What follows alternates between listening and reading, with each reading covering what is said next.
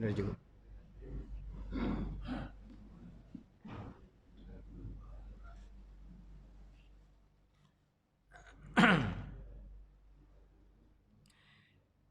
Bismillahirrahmanirrahim. Assalamualaikum warahmatullahi wabarakatuh.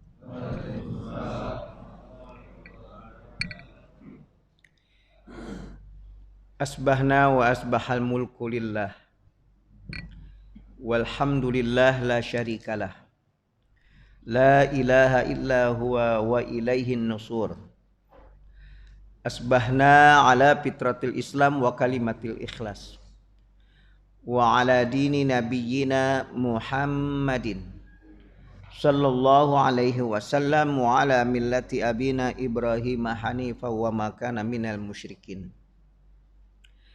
Allahumma anta rabbi la ilaha illa anta khalaqtani wa ana abduka wa ana ala ahdika wa wa'dika mastata'tu a'udzu bika min syarri ma sana'tu abu'u laka bi ni'matika alayya wa abu'u bi dhanbi faghfirli fa innahu la yaghfiru dhunuba illa anta.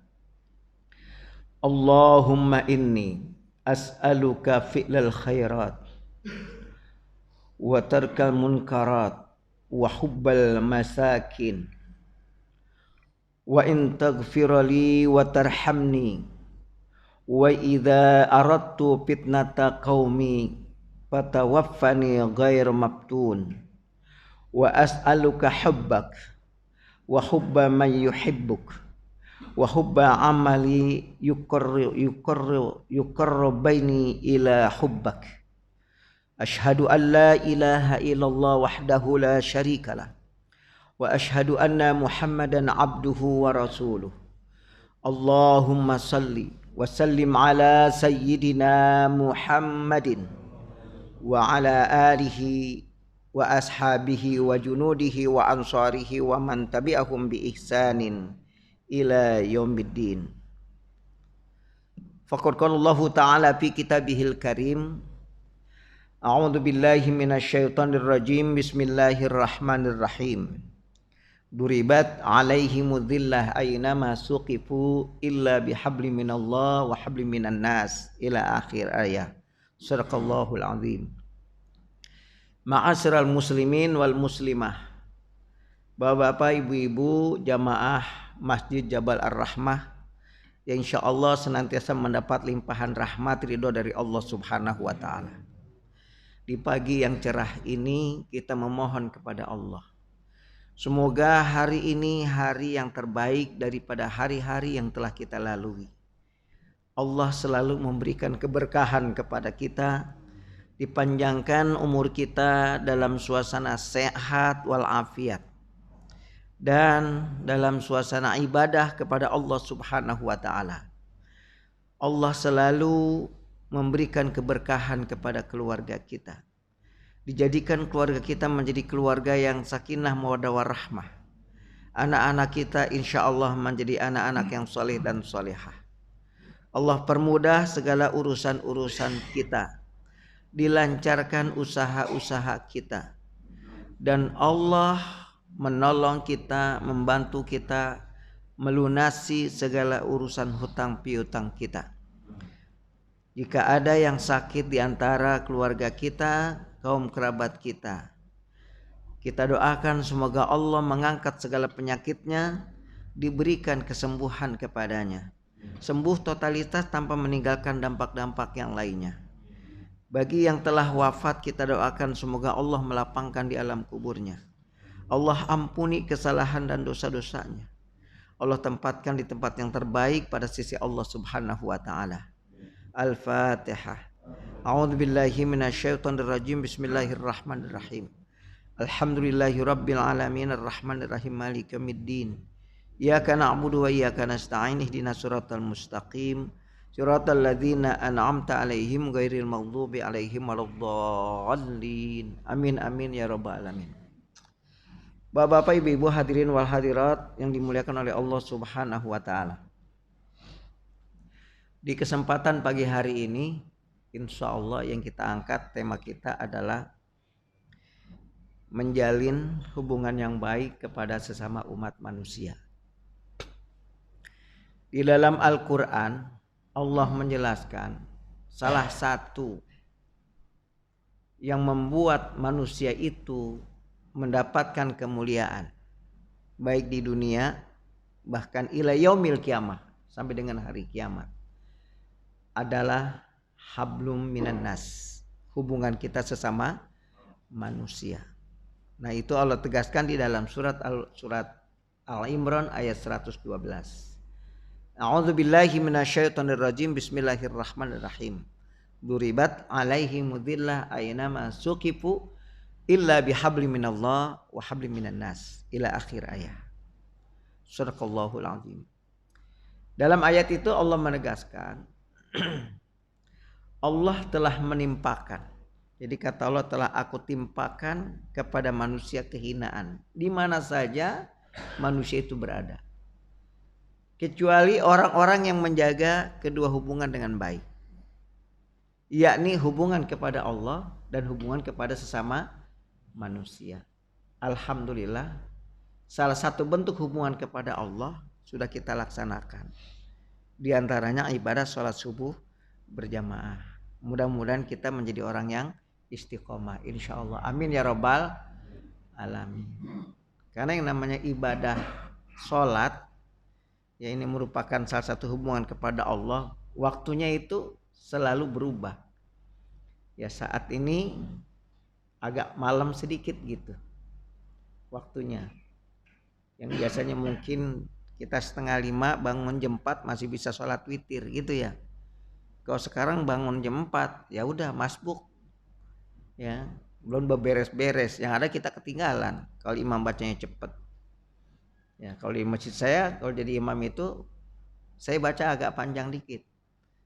Yang namanya telinga kan walaupun lagi sholat suka normal kedengeran yang buka pintu. Ya begitu kedengeran tambah lagi 1 ayat gitu. Biar kagak masbuk gitu, masuk dalam berjamaah. Ya karena memang waktunya agak lebih cepat. Yang sebelum-sebelumnya kan ya agak siang gitu, sekarang lebih agak malam lagi. Nah, di saat kita bangun jam 3 ya udah terburu-buru tuh ya mulai dengan witirnya. Kecuali bangun jam 2 gitu. Ya bangun jam 2 masih bisa insya Allah lengkap dengan sholat hajatnya. Ya, cuma sekarang karena nggak biasa bangun jam 2 ya siangnya udah. Atau pas subuhnya begitu duduk langsung khusyuk gitu. Ya nunduk aja. Kata kita majikir dibangunin kaget. Ya kan? Mending kaget doang. Sambil dilap lagi. Kan ribet juga. Iya enggak? Iya tinggal kita batal juga kayak ini. Ya. Ini Pak. Ya karena memang bangun jam 2 di luar dari kebiasaan. Gitu. Ya apalagi yang jatah kuliah subuh gitu. Jauh lagi. Ya. Kalau ini masih dekat. Bangun 3:30 masih ngejar gitu. Nah kalau udah jauh-jauh daerah Pondok Aren itu terkadang saya sampai sana udah ya, bahkan dari rumah jam 2 gitu, 3:30 udah nongkrong ya, selfie aja dah bilang ke DKM udah di lokasi nih, masih dikunci kan gitu. Di luar kita sholatnya, ya, sholat sunnah. Ya baik para ibu yang berbahagia, jadi tema kita adalah menjaga hubungan baik kepada sesama umat manusia. Agar apa? Agar kita bisa mendapatkan kemuliaan dari Allah Subhanahu wa taala. Bagaimana cara kita agar bisa berbuat baik kepada manusia? Yang pertama adalah dengan husnudzon, berprasangka yang baik. Kepada siapa? Yang pertama berprasangka baiknya kepada Allah. Ya, bukan kepada manusia dulu, kepada Allah dulu. Karena yang mendorong kita itu bisa berbuat baik kepada manusia kalau kita bisa berprasangka baik kepada Allah. Berprasangka baik bagaimana kepada Allah? Ya, di saat kita meyakini Allah yang maha kuasa, Allah yang maha mengatur, Allah yang maha pengasih lagi maha penyayang, dan yang maha memberikan balasan segala kebaikan yang telah kita lakukan. Nah, di saat kita berprasangka baik kepada Allah bahwa segala sesuatu amalan, perbuatan yang baik pasti akan diberikan balasan yang terbaik sama Allah. Dan Allah pun memerintahkan kepada kita, ya, disuruh berbuat baik, berprasangka baik kepada Dia. Nah, ini yang memberikan dorongan, memberikan dukungan kepada kita. Bahwa apa yang kita jalankan, apa yang kita lakukan, sesuatu yang baik itu pasti dapat balasannya. Nah, oleh karenanya di saat kita melakukan kebaikan kepada manusia itu, ya, minta balasannya kepada Allah Subhanahu wa taala. Waktu kemarin khatib Jumat saya angkat ayatnya itu.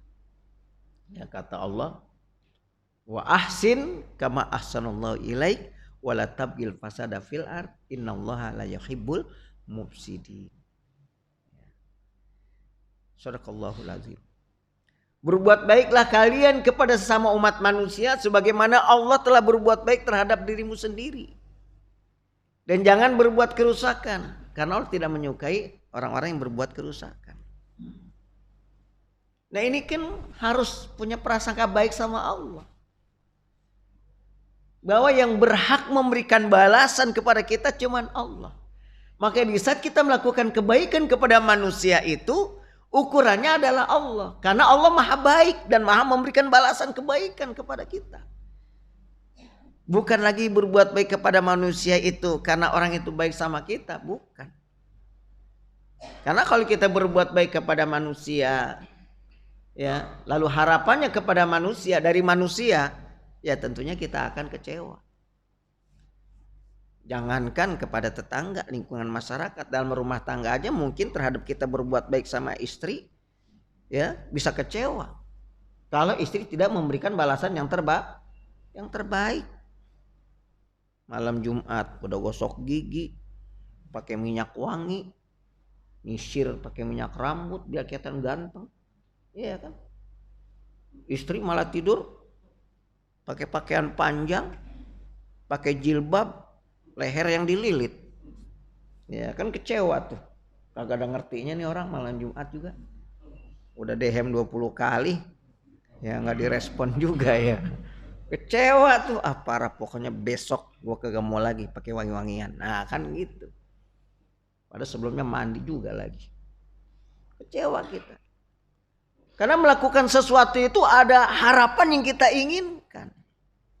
Bukan mengharapkan ridha Allah. Bukan mengharapkan kasih sayang Allah kepada kita. Nah, begitupun kepada anak-anak kita. Di saat kita melakukan yang terbaik buat anak-anak kita, kemudian mereka tidak memberikan balasan kebaikan kepada kita, kita akan kecewa. Karena boleh jadi, Pak, yang namanya anak gak pernah ngerasain jadi orang tua, dia gak pernah ngerti tentang orang tua. Kan kita yang harus ngerti kepada anak, karena kita sudah merasakan jadi anak. Ini. Itu kadang anak kita suka komen, dasar orang tua nggak pernah ngerti tentang kita, kan gitu. Padahal kita sudah memberikan yang terbaik, tapi masih kurang saja di hadapan dia. Sehingga anak ini tidak lagi bisa memberikan balasan yang terbaik kepada kita. Padahal kita sering terbuka sama anak. Kalau kita punya rezeki kita kasih tahu, kita punya penghasilan kita kasih tahu, bahkan berbagi. Tapi anak begitu dia sudah dewasa, kita antarkan menjadi seorang sarjana, ya, lalu dia mendapatkan suatu pekerjaan yang layak, penghasilan yang cukup. Begitu kita tanya, berapa nak gaji kamu? Orang tua mau tahu aja, Pak. Ya, ibu mau tahu aja. Ada dah, kan begitu. Ini buat bapak ibu. Segitu doang. Makanya anak-anak kita terkadang ya kurang berkah hidupnya gitu. Banyak. Kenapa? Karena dia belum bisa memberikan yang terbaik kepada kedua orang tuanya. Nggak berkah hidupnya. Ini, Pak. Saya ingat itu di saat saya awal-awal berumah tangga masih ngontrak. Saya ngontrak. Saya main ke rumah orang tua saya, pas sampai di rumah orang tua saya hujan. Pas saya ke belakang, ke dapurnya, Itu air bukan lagi bocor, grojok banget kalau orang Betawi mah. Iya, grojok, tahu grojok? Itu ngalir betul gede gitu. Ya Allah, sedih saya. Sampai di rumah saya bengong aja, karena nggak bisa bantu gitu. Dari mana orang gua aja masih ngontrak, dengan cara apa? Ternyata istri bisa membaca wajah kita gitu loh, bahwa kita lagi bingung gitu. Kayak istri, kenapa bingung? Enggak, tadi main ke rumah orang tua pas hujan itu dapurnya ya Allah bocor banget. Mau betulin nggak punya duit, jadi cuma nangis aja sedih gitu. Kata istri saya, emang berapa sih butuhnya? Ya paling 3-4 juta juga cukup. Waktu itu tahun ya 90-an, kan gede dah tuh. Kata istri, kayaknya aku punya tabungan dah. Ya Allah, punya istri pengerti banget tentang suami. Enak tuh kalau punya bini model begitu, Pak.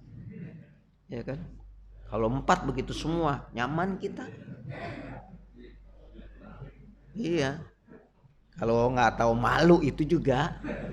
Iya kan? Udah dibantu malah mau buat tandingan baru. Iya kan? Janganlah, insya Allah. Kalau emang udah jodohnya ya Allah punya urusan itu mah. Ini bapak dan ibu yang berbahagia. Udah saya nggak komen lagi sama orang tua saya. Pokoknya dari material kirim aja deh tuh. Pasirnya, semennya, batanya, termasuk tukangnya. Orang tua saya sempat bingung, dari mana semua ini? Tukang nyampein. Ini dari anak bapak yang di Pamulang. Masya Allah. Itu apa, saya saat itu nangis dia. Cuma dibalik dia nangis, dia ngomong apa sama Allah gitu. Doa apa yang dia utarakan. Nggak lama kemudian Pak, bisa beli rumah saya. Iya, secara matematik mah hitungan pendapatan bulanan ya boro-boro, mikirin kontrakan aja bingung. Ini Masya Allah. Begitulah kalau kita punya prasangka baik sama Allah. Karena kata Rasul, ridallah ridal walidain. Kata Allah begitu, kata Rasul begitu. Allah ridho kepada seorang hamba kalau kedua orang tua mereka ridho. Jadi Allah itu akan memberikan balasan yang terbaik dari doa kedua orang tuanya. Makanya suksesnya kita, keberhasilannya kita ini ya karena jasa orang tua.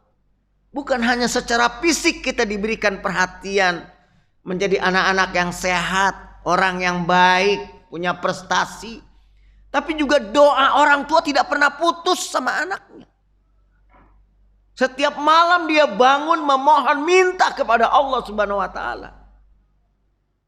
Karena apa? Karena yang berhak memberikan balasan segala sesuatu itu cuma Allah, bukan manusia. Makanya prasangka baik sama Allah ini yang mesti kita tanamkan. Jadi membuat kita ringan Pak, berbuat baik dan ibu. Gampang kita. Ya, kayak istri hidupnya pengen nyenangin suami, gitu. Hidup insya Allah istri pasti bahagia hidupnya. Rumah tangga pasti nyaman. Kenapa dikatakan rumah tangga nyaman?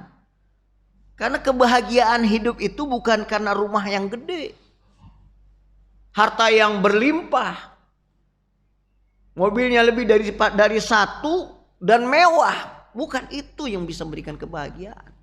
Bukan. Tapi kebahagiaan itu kata Rasul, di saat di dalam rumah tangga, di situ ada apa Pak? Bu, ada apa Bu? Ya pantas aja rumah tangganya berantem melulu. Agak tahu. Iya. Kata Rasul itu arba'atun sa'adah. Atau as-sa'adatu arba'atun. Ada 4 kebahagiaan di dalam keluarga kata beliau. Di antara yang 4 itu, yang pertama kata beliau adalah al-mar'atun shalihah. bukan abun soleh, ya, tapi almaratun solihah, wanita yang baik. Bu, jangan bapak yang nyaut, yang saya tanya bininya. Bawahnya banyak, bini cuman berapa tuh? Berarti yang lain masih duda ya. Ini bapak dan ibu yang berbahagia. Jadi dalam rumah tangga itu kebahagiaannya ada pada wanita yang baik. Ini. Mana wanita yang baik? Kalau kita cerita tentang wanita yang baik itu menariknya luar biasa. Nikmat banget. Yang pertama kata Rasul, wanita baik itu kalau dilihat menyenangkan tuh. Jadi almaratun solihah itu adalah wanita yang pandai dandan, pandai bersolek. Buat siapa? Buat suaminya. Ya, ini pandai bersolek kondangan doang, arisan. Ya, giliran di rumah aja. Ya kan, nggak pernah dandan, nggak pernah bersolek, ya, natural katanya, kan gitu. Kata aja males, iya. Kalau memang ada suami yang model-model begitu, nggak demen dia kalau lihat bininya dandan gitu. Kecuali kalau mau diajak kondangan gitu loh, ya. Padahal rapihnya itu di saat menghadapi suami. Itu Pak, di dalam hadis itu diceritakan luar biasa. Wanita soleh itu. Makanya kalau suami mandang ibu terus gitu, ya mesti seneng. Ini mah terkadang kalau bini diliatin sama suami, apa kata bini? Dia yang liatin lagi, tua, kayak muda aja. Iya kan, gitu kan? Karena nggak pernah mandang bini ente. Iya kan, itu kadang dipandang diliatin suami malah pengen ngeliatin, kayak gue demen aja diliatin. Kira gimana kalau punya bini model begitu Pak? Nyebelin nggak? Nyebelin kan? Iya, kuasanya bini begitu. Ya kan gue punya bini lu doang yang gue pandang ya lu lah, masa gue mesti mandang bini tetangga? Ini kan nggak boleh, ya. Nah, harusnya itu kalau suami mandang istri mesti seneng gitu, bersyukur, ya. Artinya mata suami masih tertuju kepada istri. Saya kata suami, gue demen banget ngeliat lu, kan gitu. Lu ternyata walaupun tua, begitu semakin lama dipandang semakin kelihatan. Tuanya ya. Makin kelihatan tuanya katanya Bu, bukan cantiknya. Iyalah, tua mah nggak bisa dibohongin orang usia. Iya kan? Masya Allah, ini bapak dan ibu yang berbahagia. Harusnya lebih seneng gitu. Jadi wanita begitu dalam rumah tangga. Nah, seorang istri ini karena memang kata Rasul, istri yang baik adalah dia selalu menyenangkan bagi suaminya, maka dia mudah melakukan yang terbaik. Kenapa? Karena dia pengen mendapatkan ridha Allah. Bahwa kebaikan yang dilakukan kepada suami bukan karena suaminya baik, bukan. Tapi karena dia ingin mendapatkan Allah ridho terhadap rumah tangga yang ada dalam kehidupannya. Kalau karena suami baik, dia berbuat baik, dia berpenampilan baik, dia bersolek baik, berpakaian baik, berakhlak baik. Tapi begitu suami tidak lagi melakukan kebaikan, maka istri tidak lagi melakukan hal yang terbaik bagi suaminya. Akan kecewa. Wanita di zaman Rasul begitu. Walaupun suaminya punya karakter gak bagus sama dia, tapi dia berupaya menjadi seorang wanita yang terbaik di hadapan suaminya. Makanya wanita yang baik itu adalah wanita yang segala sesuatu dalam urusan hidupannya dia selalu merujuk kepada suami. Kepada suami. Makanya begitu ngelihat suami udah mulai wajahnya cemberut, dia udah khawatir tuh. Istri khawatir Pak, wanita soleha begitu. Dia merasa was-was, ketakutan gitu loh. Ketakutan bagaimana? ini gue nggak bisa masuk surga kalau begini caranya nih. Kalau ngeliat suami merengut begini, dari mana gue mesti masuk surga? Karena suami merengut. Kenapa? Karena Allah itu akan membenci dan melaknat bagi wanita yang dalam hidupnya itu selalu membuat resah bagi suaminya. Benar nggak Pak? Benar kira-kira? Benar nih. Ya, orang dibelain. Kalau nggak mau nggak apa-apa. Ya. Kata Rasul begitu di dalam hadisnya. Kalau lihat suami itu udah cemberut, wah dia ngeri, takut. Walaupun rajin ibadah, jauh surga nanti. Masya Allah. Makanya dia datang, kata Rasul dalam hadisnya itu, dia datang kepada suaminya, ya. Bahkan dalam hadis diceritakan sampai dia memegang tangan suami, ya. Jadi dia ngadap suami, lalu diambil tangan suami, dia angkat, Masya Allah. Sambil dia ngomong, wahai suamiku, aku selama ini tidak bisa tidur sebelum engkau meridhoi segala sesuatunya terhadap diriku. Ya Allah. Kira-kira gimana kalau punya bini begitu?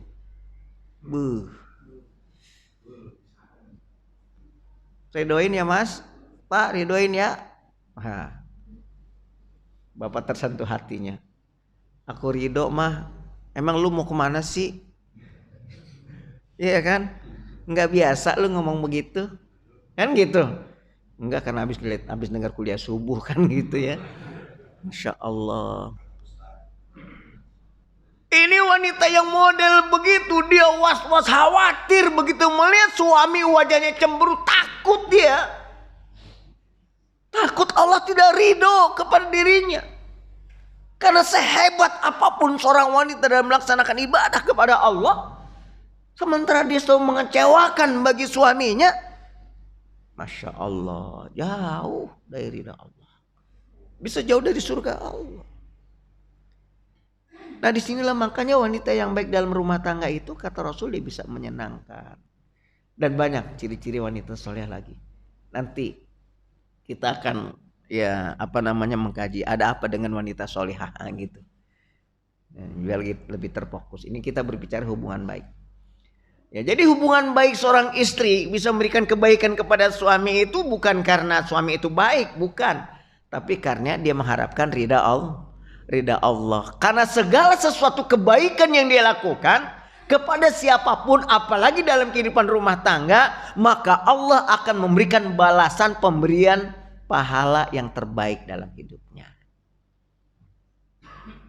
Asalkan dia memang percaya kepada Allah, beriman kepada Allah, prasangka baik kepada Allah, baru kita bisa melakukan yang terbaik kepada sesama manusia. Ini kan Allah jelaskan dalam Al-Quran, seperti pada surat ini At-Taghabun, ya, kata Allah, a'udzubillahi minasyaitonirrajim. Wa yu'min billahi wa ya'mal salihan yukaffir anhu sayyi'atihi wa yudkhilhu jannatin tajri min tahtihal anhar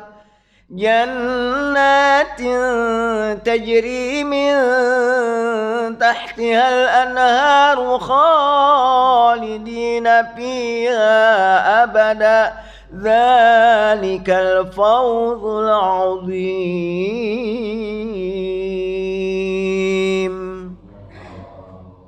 Sadaqallahul azim. Barang siapa yang beriman kepada Allah wa ya'mal salihan, kemudian dia berbuat baik, yukaffir anhu sayyi'atihi, Masya Allah, Allah hapus kesalahan dan dosa-dosanya. Tuh. Dengan wa ya'mal salihan, berbuat baik aja kita, dengan kebaikan yang kita lakukan itu, maka Allah akan menghapus segala kesalahan dan dosa-dosa kita. Wa yudakhilhu jannat, dan Allah masukkan kita ke dalam surga. tajri min tahtihal anharu khalidina fiha abada. Ya Allah ya Rahman. Ke dalam surga selama-lamanya, kekal abadan abada, kata Allah. Dan itu kemenangan yang sangat mulia, yang sangat besar. Ini Pak, prasangka itu yang mesti kita tanamkan kepada Allah. Sehingga kita mampu bisa berbuat baik kepada siapapun. Walaupun orang itu zalim kepada kita, walaupun orang itu selalu membenci kita, orang itu tidak suka kepada kita, tapi kita tetap memberikan yang terbaik kepadanya. Artinya kezaliman seseorang, kebencian seseorang terhadap kita, itu tidak menjadi penghalang karakter dia, sifat yang kurang bagus kepada kita, tidak menjadi penghalang bagi kita di dalam berbuat baik. Kan indah di masyarakat kalau begitu Pak. Orang senang bertetangga dengan kita. Orang senang bergaul dengan kita. Orang senang bersahabat dengan kita. Kenapa? Karena kita berupaya memberikan yang terbaik kepada siapapun. Kenapa itu kita lakukan? Karena kita ingin mengharapkan balasan yang terbaik dari Allah Subhanahu wa ta'ala. Ingin balasan yang terbaik. Karena kata Allah dalam Quran begitu. Wa ma tunfiqu min khairin fali anfusikum wa ma tunfiquna illa ibtigha'a wajhillah. Sadaqallahul azim. Apa saja sesuatu yang baik kata Allah, yang kamu nafkahkan, yang kamu belanjakan, yang kamu infakkan, yang kamu jariahkan, yang kamu sodakohkan kata Allah, maka itu akan kembali kepada dirimu sendiri. Tuh, enak. Kita berbuat baik nih sama orang, bukan karena kesian sama orang itu. Pada dasarnya kita sedang menolong diri kita. Kita sedang berupaya bagaimana kita ini mendapatkan pertolongan Allah, mendapatkan kebaikan dari Allah, mendapatkan surga Allah. Oleh karenanya sesuatu yang baik kita lakukan itu ibtigha'a wajhillah. Mengharapkan ridho dari Allah. Bukan karena orang itu baik. Ya kalau orang itu baik sama kita lalu kita berbuat baik, ini suatu hal yang biasa. Biasa aja. Kita dapat rezeki, saya pengen jalan sama si Fulan. Ya karena dia kan udah baik sama saya. Itu biasa Pak. Orang berbuat baik kita balas dengan yang lebih baik biasa. Tapi kalau kita berbuat baik kepada orang yang tidak pernah berbuat baik kepada kita, ini yang luar biasa. Luar biasa. Walaupun dia dicaci maki, walaupun dia dijelek-jelekin, tapi dia berbuat baik. Ya, kalau kata gubernur yang dulu itu di DKI bilang, ya ocehan, cacian, makian, maka dibalas dengan kenyataan, dengan kerja, bukti. Emang Islam begitu ngajarinnya. Jadi kita tidak perlu disibukkan dengan orang menjelek-jelekin kita, tidak perlu kita disibukkan dengan orang-orang yang menjolimi kita. Karena apa? Kezaliman yang dia lakukan pasti Allah balas. Nggak perlu kita minta karena Allah tahu. Tapi kita berupaya memberikan yang terbaik kepada dia. Itu Islam. Makanya hubungan sama manusia jadi baik. Sama tetangga kita baik, di lingkungan jadi baik. Karena kita hobi berbuat baik Pak. Seneng berbuat baik. Bahkan kalau kita sudah bisa berbagi dengan orang, ya Allah terasa bahagia banget. Di tengah keterbatasan apa yang kita punya, tapi kita masih bisa berbagi. Ada di dalam hadis dijelaskan 3 golongan yang disukai sama Allah. Di antaranya adalah yang pertama kata beliau al-afu an zolamahu. Orang yang selalu memaafkan bagi orang yang berlaku zolim. Ya Allah, kau punya karakter akhlak model begitu tuh. Aduh, hidup kayaknya indah banget itu. Dia selalu berjiwa pemaaf. Ya. Allah juga nyuruhnya gitu soalnya sama kita. Itu di surat Al-Furqan, ya, nanti boleh dilihatlah surat 25 ayat 63. A'udzubillahi minasyaitonir rajim. Wa ibadur rahmanil ladzina yamsuna 'alal ardi hauna wa idza khatabahumul jahiluna qalu salama. Sadaqallahul azim. Seorang yang ibadur rahman, kata Allah, kalau dia berjalan di atas muka bumi ini haunan, rendah hati, lapang dada, berjiwa pemaaf. Kalau ada orang-orang jahil mengejeknya, mencibirnya, qalu salama, andaikan dia mau mengucapkan kata-kata yang mengandung keselamatan, didoain, ya Allah berikan hidayah orang itu ya Rabb. Sehatkan dia ya Allah, mudahkan urusannya ya Allah. Semoga dia menjadi orang yang kaya, penuh berkah, sehingga tidak lagi berlaku zalim kepada seluruh manusia, cukup kepada saya. Indah banget. Ini mah kita doaan juga. Begitu dengar kita diomongin, diceritain, nama siapa tuh, Ibu Anu, kita doa habis sholat, ya Allah mudah-mudahan ya Allah jontor bibirnya, sariawan 7 turunan. Padahal kalau bibir jadi jontor sarang 7 turunan, yang ribet siapa? Kita juga sebagai tetangga. Iya kan? Kita juga. Dia kagak bisa ngomong. Kita ngeliat juga sedih kan gitu. Makanya orang yang ibadur rahman begitu lapang dada dia. Dia gak pernah sakit hati. Apalagi rasa dendam gak ada. Makanya orang yang punya rasa dendam itu ya di luar orang-orang yang beriman. Para kafirin, musyrikin, munafikin, zolimin, orang-orang yang punya rasa dendam, benci. Ya, orang-orang begitu. Orang beriman tidak. Nah itu kata Rasul. Yang kedua apa? Wa'ati an haromahu, dia selalu memberi kepada orang yang tidak pernah memberi. Kalau orang Mutawi bilang mah orang yang nggak pernah beri dibilang apa? Orang pelit, bakhil, koret, apalagi? Medit. Apa? Banyak dah pokoknya ya, banyak banget kan gitu. Nah, bentuk kutilang, macam-macam dah gitu. Ya kan, kata orang Betawi dipoyokinnya begitu tuh. Orang-orang yang bakhil. Nah, kalau dia berbagi dengan orang yang model begitu, itu yang disukai Allah dan Rasulnya. Senang Allah sama orang model begitu. Jadi kalau dia punya rezeki, dia lihat siapa nih di antara jamaah Masjid Jabal Ar-Rahmah yang paling medit, pelit, koret. Siapa nih? Dilihat satu-satu. Oh, ada si fulan. Udah langsung di WA. Assalamualaikum, waalaikumsalam. Ente ada waktu enggak hari ini? Nah, gitu Pak. Ada. Nanti habis zuhur ya. Iya, kemana kita keluar lah. Ngapain? Ya biasalah makan siang. Insya Allah.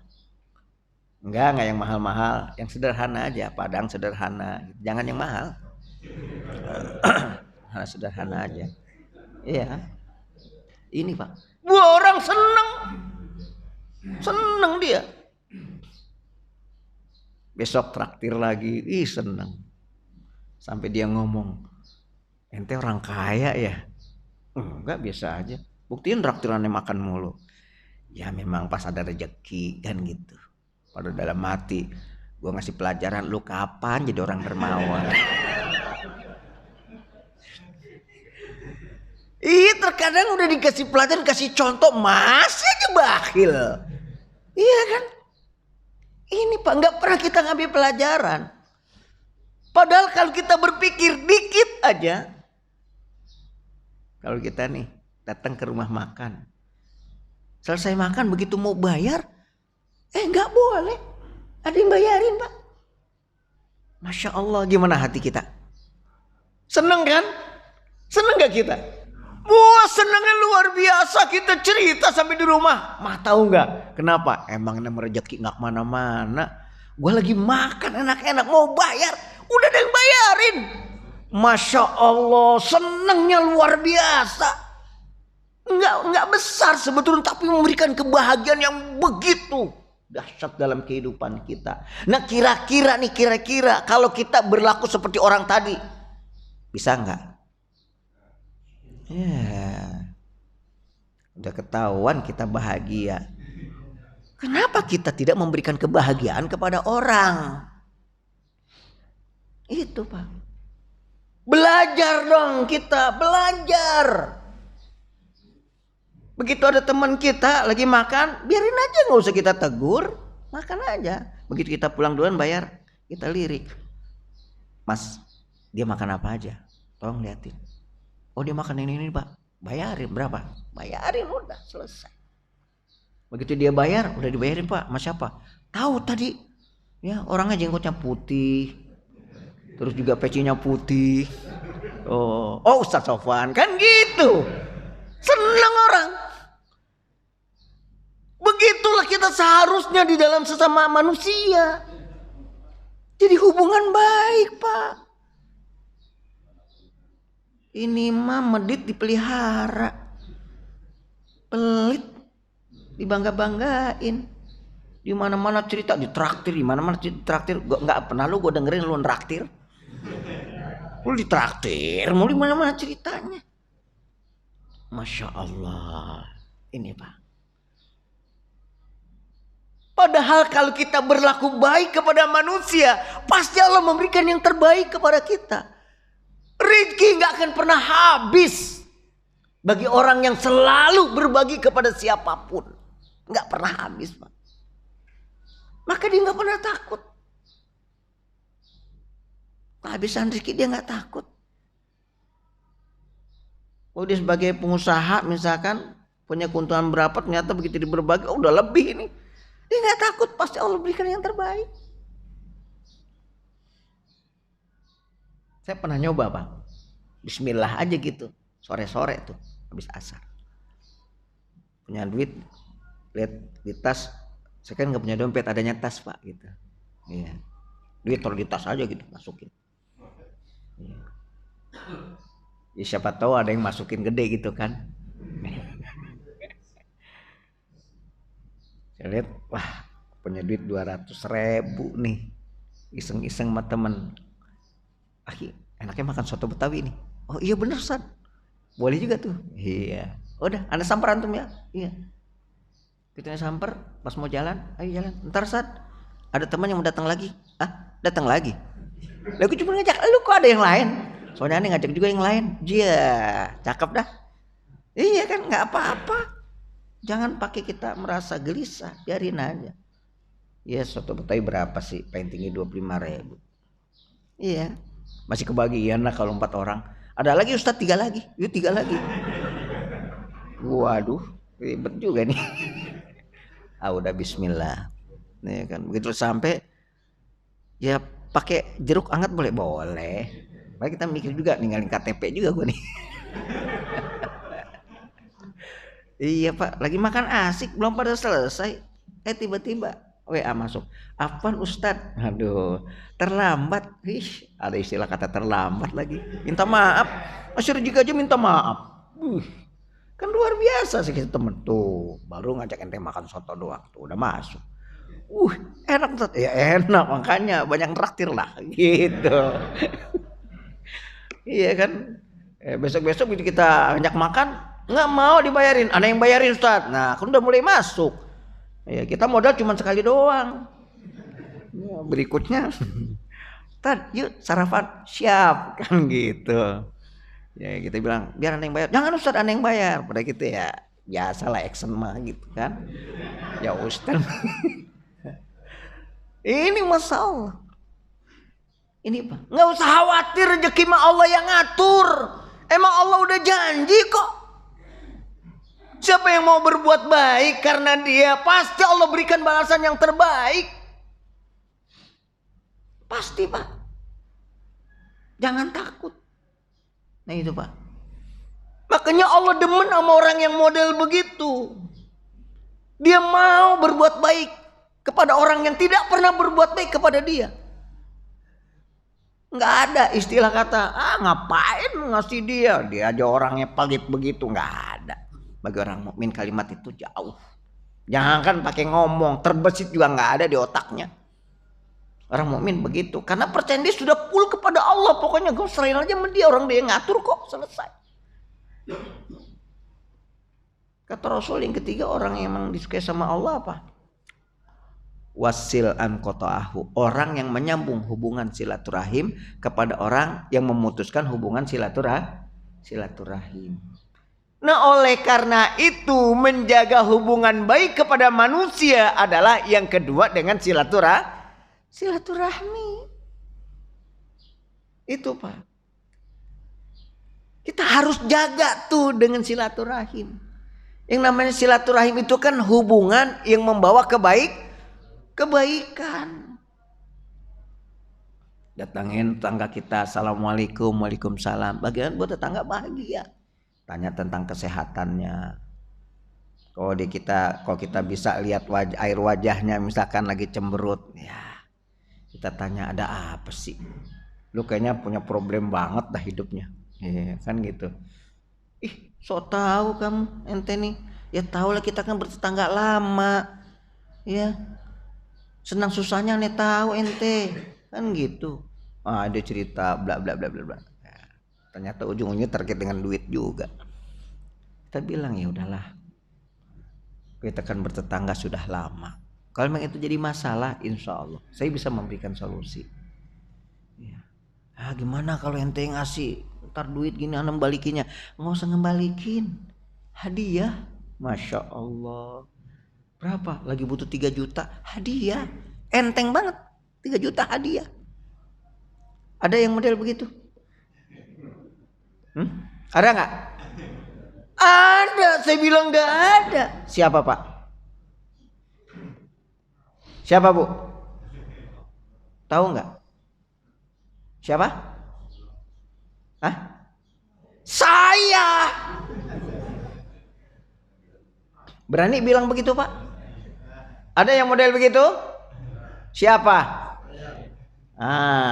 Mudah-mudahan yang nyaut saya Allah bukakan pintu rizkinya, diberkahi rizkinya, dilancarkan usahanya, diberkahi keluarganya, hutangnya lunas semua oleh Allah Subhanahu wa taala.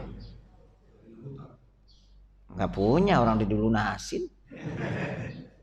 Kalau ente enggak punya utang, bayarin utang tetangga. Iya. Masya Allah, luar biasa kalau bisa begitu. Ada orang yang model begitu.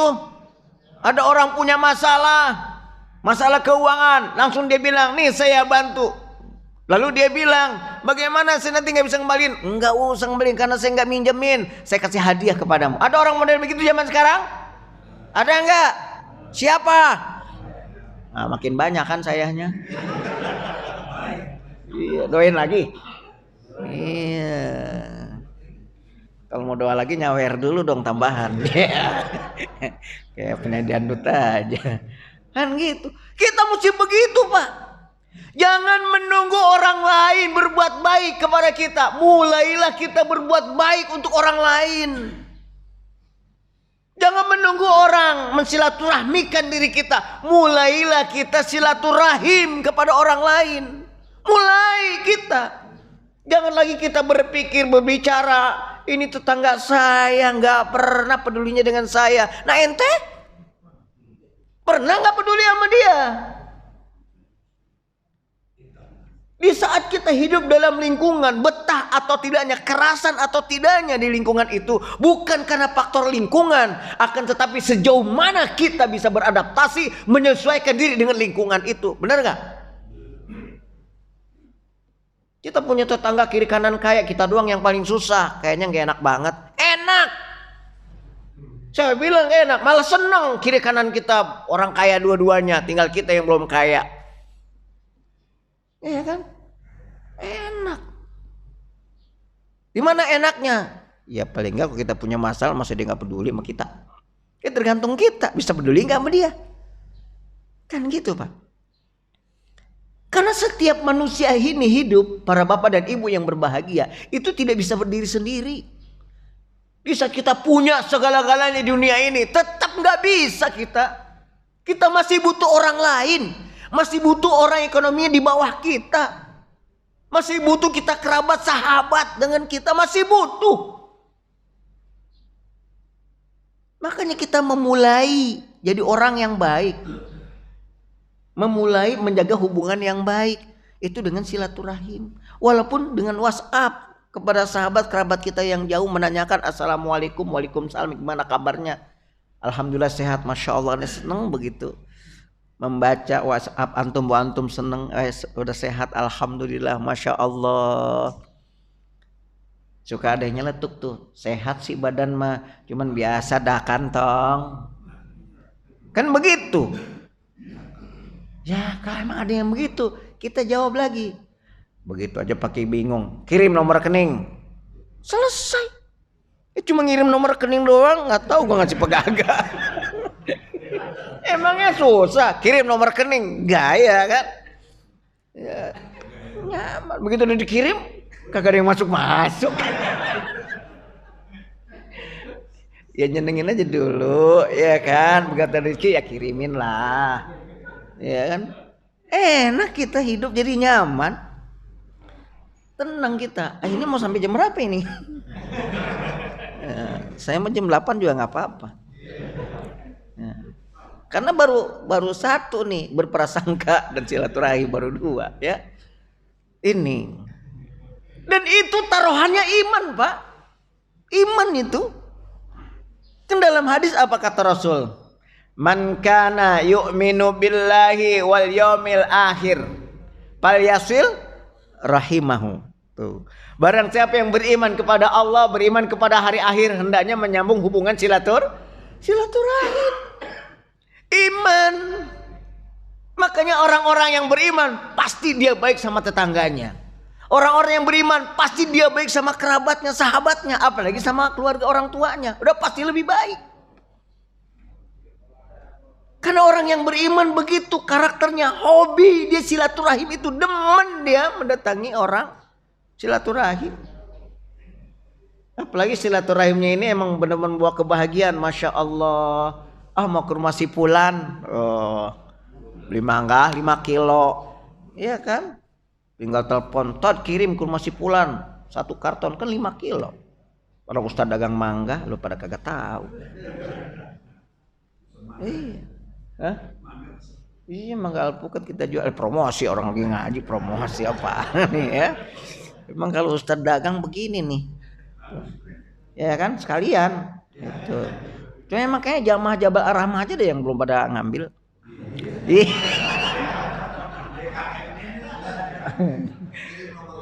Iya. Kirim nomor rekening ya. Oh ada banyak. Duren banyak. Nama saya Duren Kupas. Promosi lagi. Baik, sampai di mana? Yang kita datang ke rumahnya bawa buah mangga 5 kilo, jeruk 10 kilo. Ya enak. Kita pun dagang dia langsung. Kan memberdayakan. Jadi orang yang enggak usaha dia punya usaha. Hebat kan? Itu silaturahim, nyaman. Ini mah begitu datengin tetangga lagi kurang sehat, lagi ngap-ngap. Kita tanya sakit apa? Udah lama nggak ke masjid, masya Allah nggak kelihatan 2 minggu. Ini nyesek di sini nih. Hati-hati loh, nyesek di ini. Itu kemarin saudara saya, ini saudara saya 3 hari lewat di sini nih nyesek. Makanya hati-hati Pak. Kira-kira tuh orang gimana yang sakit? Dia kagak langsung lewat aja masih bagus Pak. Itu bukan silaturahim namanya. Silaturahim tetap kalau kita ngasih nasihat yang baik, doa yang baik, nggak bawa apa-apa, nggak ada masalah, paling nggak doa. Kan kata tetangga begitu kita bilang, mohon maaf ya cuma nengokin doang, apa dibilang, ya Allah dengan ente datang mendoakan anak udah seneng banget ya Allah, tuh, ya kan? Padahal kalau ente bawa jeruk sekilo 2 kilo lebih senang juga sebetulnya. Iya, cuma kan nggak diomongin yang model begitu mah, ya. Nah ini para bapak dan ibu, silaturahim kita jaga di lingkungan masyarakat kita, ya jangan sampai nafsi. Kayak namanya di perumahan gini mah kita sama-sama ngerti lah Pak, ya jalan kita ya halaman rumah kita gitu loh, ya ini boro-boro silaturahim, Punya mobil parkir depan rumahnya masing-masing. Kirain kita lewat, motor aja kagak bisa lewat. Orang mobil 2 begini depan rumahnya, yang sebelah kiri kanan, depan. Kenapa? Dia merasa orang ini depan rumah saya kok. Ya gue juga depan rumah saya kan begitu semua. Ya kita mesti tenggang rasa dalam urusan itu. Inilah pentingnya silaturahim di antara kita. Ya. Nah, apalagi kalau misalkan kita punya jamaah, ada yang nggak hadir, ya kita silaturahmikan. Begitu kita tahu dia sakit, langsung kita bawa mobil ke depan rumahnya. Ya, jangan pakai nanya, ente penyakit begini pakai dipelihara, aneh dengar udah seminggu nggak dibawa ke rumah sakit, gimana sih? Malah ngomel-ngomel lagi. Pada dalam hati yang sakit, gue bukan nggak mau ke rumah sakit, tapi dia nggak punya duit. Harusnya apa? Aneh dengerin tuh udah seminggu sakit, masya Allah. Udah ayo, kemana? Ya ke klinik, kemana kita periksa dokter. Aneh nggak punya duit. Urusan gitu jangan dipikirin. Tenang aja. Kita kan udah lama bersaudara, kita udah lama bertetangga, iya kan? Kebahagiaanmu kebahagiaanku, kesulitanmu kesulitan aku juga, masya Allah, indah banget. Ya rumahku ya rumahku, bukan rumahmu juga. Beda itu, mantan minta sertifikat lagi, digadein ke bank, ribet urusannya ya. Baik, ini makin lama makin seru. Gimana tutup atau gimana lanjut? Tutup aja ya, tutup katanya ibu-ibu dinyiapin makan takut. Ya, enggak tadi saya lihat udah ada ibu-ibu lalu lalang. Terus juga hordeng udah ditutup, ibu-ibu itu udah pada keluar gitu loh, jangan dimakan duluan. Iya, jadi tutup. Berarti kau udah nyuruh selesai. Ya. Pintu dibuka lebar lagi. Gitu. Baik Bapak dan Ibu yang berbahagia. Padahal masih banyak lagi kepengen ngobrol ini.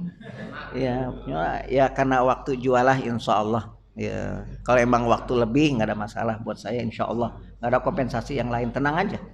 Apa yang boleh disiapkan nggak akan diprotes. Ya, walaupun waktu lebih. Ya. Baik Bapak dan Ibu ada yang berbahagia. Ini yang dapat saya sampaikan. Jadi menjaga hubungan baik kepada manusia adalah diawali dengan prasangka yang baik, yaitu prasangka kepada Allah Subhanahu wa taala bahwa segala sesuatu pasti dibalas yang terbaik oleh Allah di saat kita berbagi berbuat baik kepada manusia. Yang kedua, lakukan silaturahim ya untuk pendekatan antara kita dengan tetangga, saudara, sahabat dan kerabat. Insya Allah baru 2 ini aja kalau kita jalanin, maka kehidupan di keluarga dan lingkungan akan nyaman, aman insya Allah. Baik, jika ada hal yang baik datang dari Allah Subhanahu wa taala, jika ada hal yang salah ini merupakan salah satu tanda kelemahan, keterbatasan apa-apa yang ada pada saya, dan saya mau membukakan pintu maaf yang sebesar-besarnya. Maaf ya Pak.